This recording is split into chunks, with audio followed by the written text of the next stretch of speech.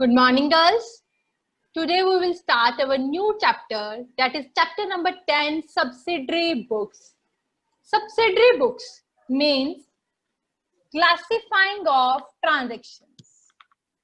Means classifying of transactions को record करते हैं. अब हमने सारी ट्रांजेक्शन्स को उनकी नेचर के अकॉर्डिंग डिवाइड कर देना. मैंने आपको बताया था हमारी वेरियस बुक्स होती हैं, लाइक हमारी होती है purchases book, sales book, purchases return book, sales return book,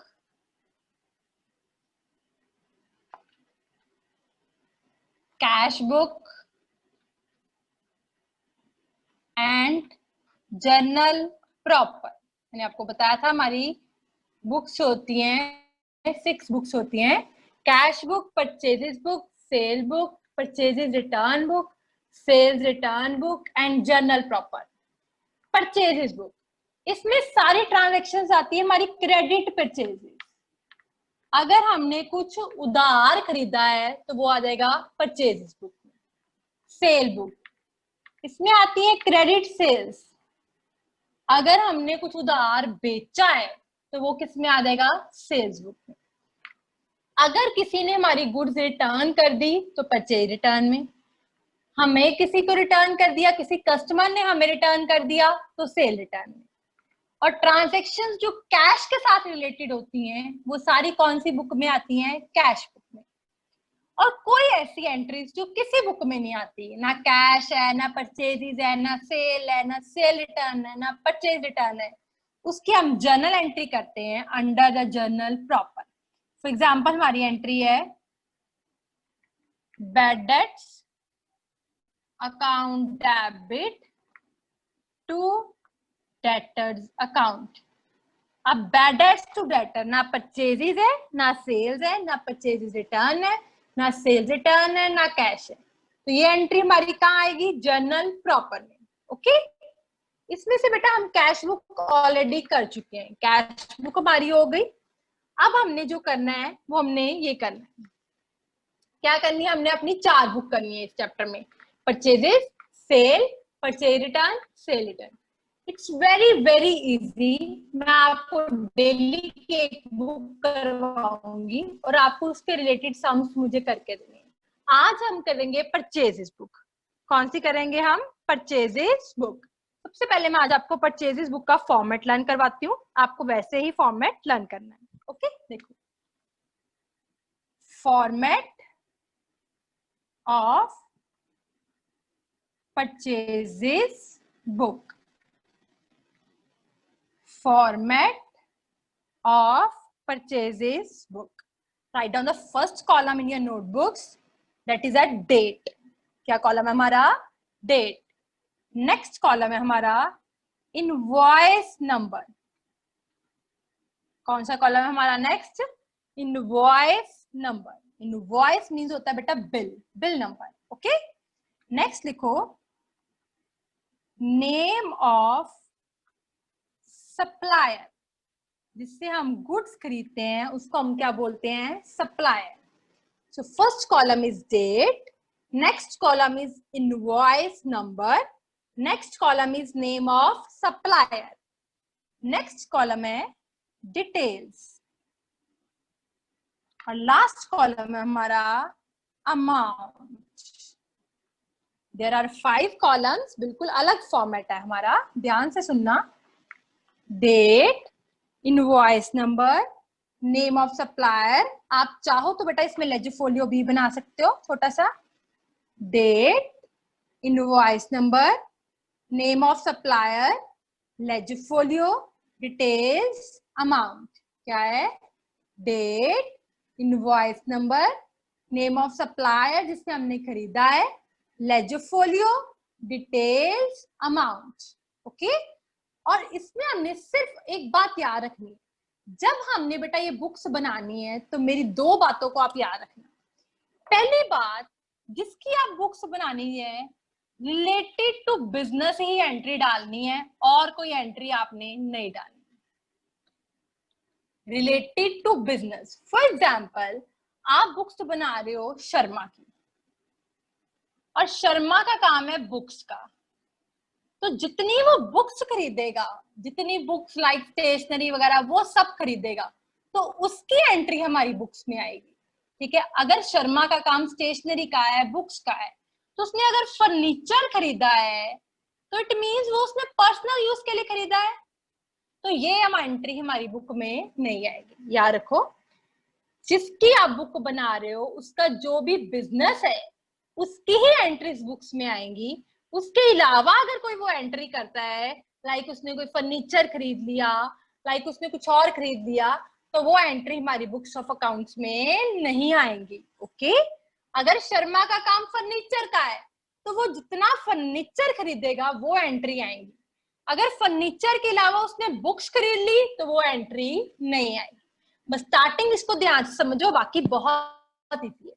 okay, और एक कैश, क्योंकि हमारी ये यहाँ पे बुक्स बनती है जो purchases book, it is related to credit purchases, so cash वाले ट्रांजैक्शंस बिल्कुल। चैप्टर 10 में बेटा हम सब्सिडरी बुक्स में हम अपना सम नंबर फर्स्ट करते हैं, that is following is the transactions prepare the purchases books of Jindal and company of sari dealer. अब आपको दिख रहा है कि वो उसका काम है साड़ीज का, तो अगर वो साड़ीज खरीदेगा तो ही एंट्री आएगी, इसके अलावा साड़ी के अलावा कुछ और खरीदेगा तो एंट्रीज नहीं आएगी, या अगर वो कैश में खरीदेगा तो भी एंट्री नहीं आएगी। ओके, सबसे पहले हम बना लेते हैं फॉर्मेट। हम लिखेंगे परचेजेस बुक, किसकी बना रहे हैं हम, पूरा ऐसे लिखना है, purchases books of Jindal and company. Okay, अब हम फॉर्मेट बनाते हैं जो मैंने आपको सिखाया है, date, invoice number, particulars, particulars का कॉलम बड़ा बनाना, ledger folio, details, amount.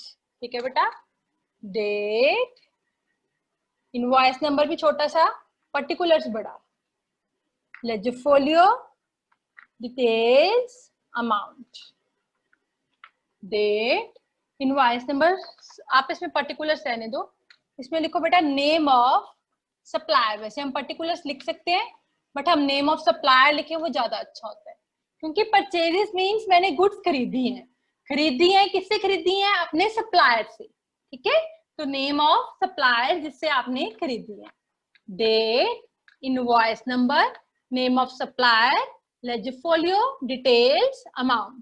So now look at the first transaction, that is 3rd January. आपने यहाँ पे डेट डालो पहले, जनवरी 3rd। इनवॉइस नंबर अगर आपको गिवन है तो लिख दो, नहीं गिवन तो छोड़ दो। कितना इनवॉइस नंबर, 801, यहाँ पे लिख दो 801। नेक्स्ट, क्या खरीदा, purchase on credit from Goyal mills Surat. आपने साड़ी खरीदी है, देखो कैसे लिखना है, सबसे पहले नेम ऑफ सप्लायर का नाम लिखना है, कौन सी मिल है, गोयल मिल्स, कोई एंट्री नहीं है, सिर्फ नाम लिखना है, बहुत इजी सम है, गोयल मिल्स सूरत, लिख दिया। ओके, अब आपने लिखना है आपने क्या खरीदा, आपने 30 पॉलिस्टर साड़ीज खरीदी, 33 पॉलिस्टर साड़ी खरीदी, यहाँ पे लिखो 33 पॉलिस्टर साड़ीज। एक साड़ी कितने की है, ₹100 ईच, पूरी डिटेल लिखनी है। क्या खरीदा आपने, 33 polyester saris at the rate ₹100 each. Okay, मैंने जो लिखा था वही लाइन लिख दी, तो कितनी की होगी, 33 × 100, डिटेल में कितना लिख देना है, 33। ओके, 33 साड़ीज, एक साड़ीज 100 की, टोटल कितना आ गया, 33। अब देखो इसके ऊपर डिस्काउंट भी है, लिखा हुआ है आपको less 10% trade discount. Trade discount बेटा हमारा माइनस होता है, माइनस होता है ना हमेशा, तो आपने लगाना है ट्रेड डिस्काउंट 10%। किसके ऊपर आएगा, 3300 पे 10/100, कितना आ गया, 330। ओके, अब ये माइनस होना है, यहाँ पे लाइन लगानी है और यहाँ पे सामने आपने अमाउंट लिखना है। कितना आया? 3300 माइनस 330, यह 2970। तो इसके नीचे अमाउंट नहीं लिखना, ना इस लाइन के नीचे, यहाँ पे लाइन लगाकर यहाँ पे लिखना है 2970। देखो पहले एंट्री क्लियर है, आई होप आपको। डेट डाल ली, इनवॉइस नंबर, नेम लिखा सप्लायर का जिनसे गुड्स खरीदी है, क्या खरीदी है वो लिख दिया, 33 saris at the rate ₹100 each. सब डिटेल में लिखना है, नेट अमाउंट ही हमने अमाउंट कॉलम में डालना है। तो कितने की आ गई? 3300। ट्रेड डिस्काउंट था 10%, जो कि मैंने क्या कर दिया, -330। कितना आ गया? 2970। आई होप ये आपको फर्स्ट ट्रांजेक्शन क्लियर हो गई हो। नेक्स्ट करते हैं। डेट है 8 जनवरी और इनवॉइस नंबर है 1600। यहाँ पे डेट डालो, जनवरी 8, इनवॉइस नंबर क्या है? 1600।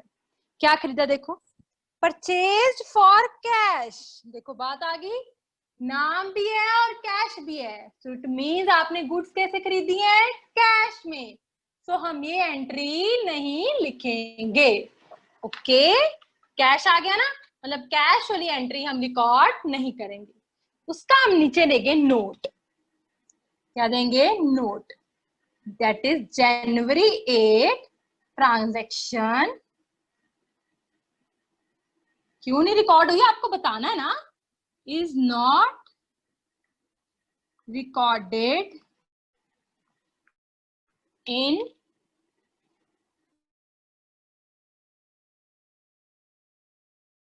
बोलू पलक, are you ready? Date transaction is not recorded in purchases book. It is not recorded in purchases book because this transaction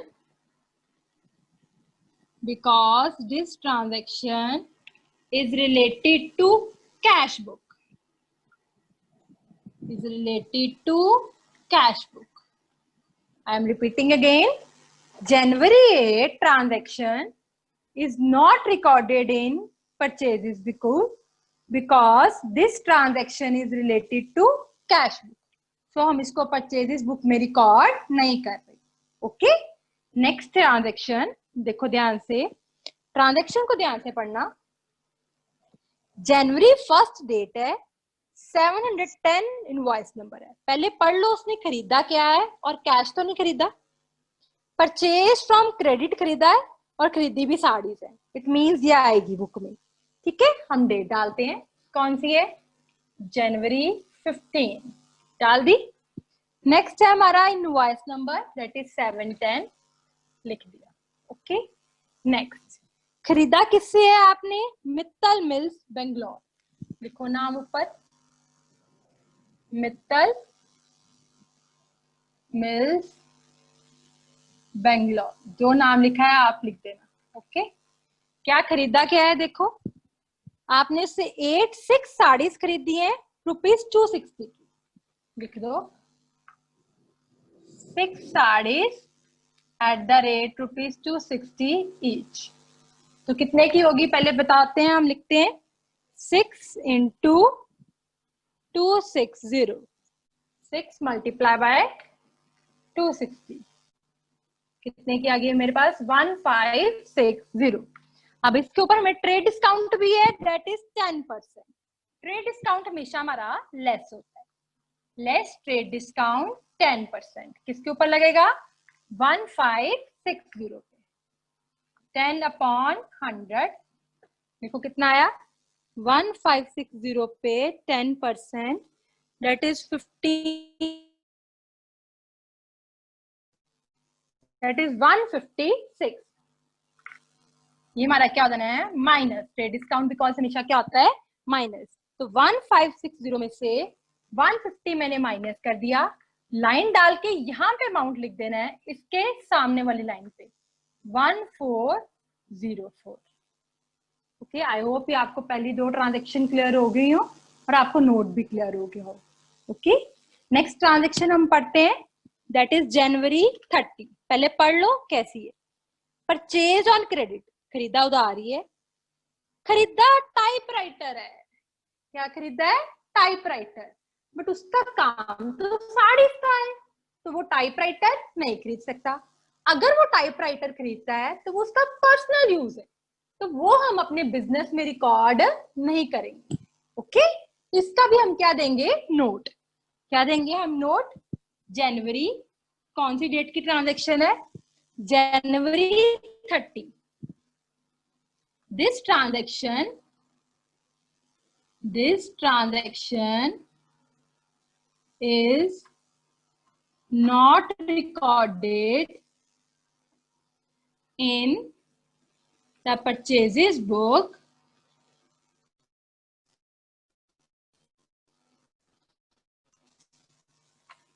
because